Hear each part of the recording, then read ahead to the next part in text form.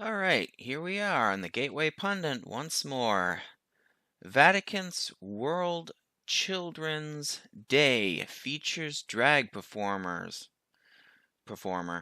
On May 25th, Pope Francis's inaugural World Children's Day featured a male performer who danced in drag for children. So in other words, he's LGBT, right? Camero de Rosa, one of the official artists. Sure is sad what passes for art nowadays, but anyway. Appeared in a myriad of drag outfits along with some suggestive cardboard. Suggestive? Yeah, okay. I guess that's another word for creep factor.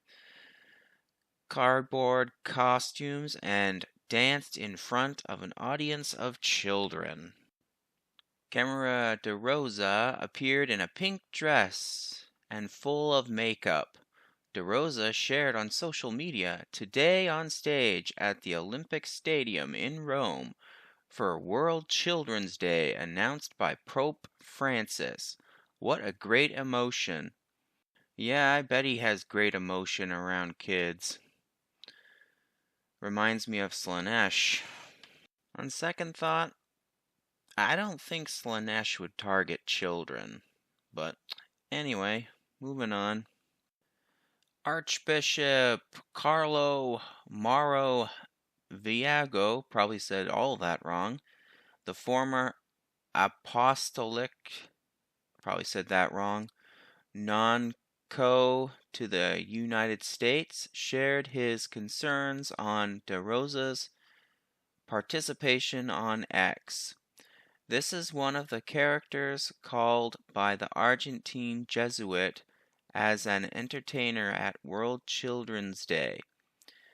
It is now clear that, okay, I don't know what that is one of the main activists of the,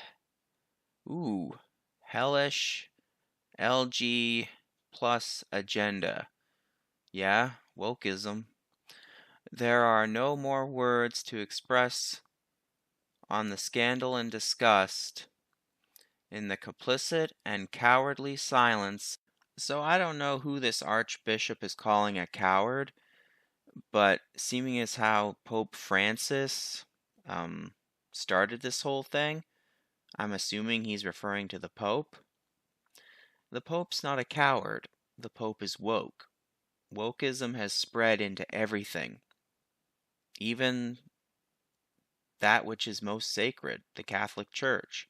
And there's a saying for that, nothing's sacred anymore.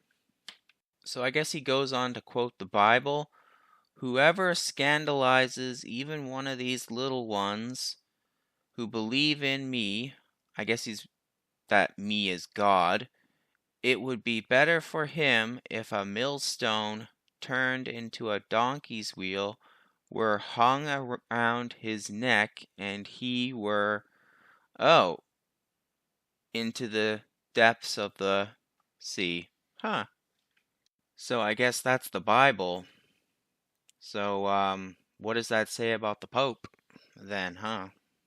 If the Bible is the Word of God written down, and the Pope is supposed to be a living embodiment of God or messenger of God, who's right and who's wrong? Well, man is not infallible. Man can be corrupted. So if I had to choose, I'd go with the Bible over some guy in a robe. After criticism on social media, De Rosa pushed back and said he was officially invited to perform. "Bringing smiles to children and beyond was my job, and I succeeded. But I simply defend my art." Now, one man's art is another man's degeneracy, maybe? But anyway, I would like to go point out, reading the comments, that I was wanted in the event for the type of show I bring on the stage and for my professionalism. Now, professionalism, you could say that's a matter of perspective. He might call what he did professional. Other people wouldn't. So I did a video about the Pope allowing blessings or something to same-sex couples a while back. And in the article, they were talking about wanting to bring more people into the fold. So they're trying to appeal to the LGBT community. Now, do I think that would bring more people into the fold? Short term? Yeah, sure. But in the long term, they'll lose more people. Why?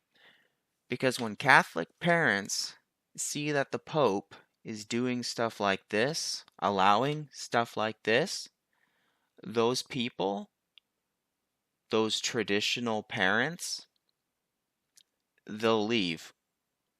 And they're the ones who have lots of children, i.e., big families.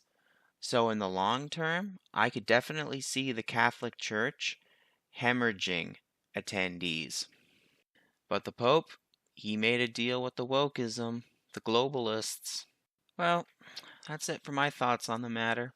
I thought about making a video about Trump and Biden, how they're set to have a debate in a month, but I figured far bigger channels would be talking about that soon enough, so I figured I'd talk about this.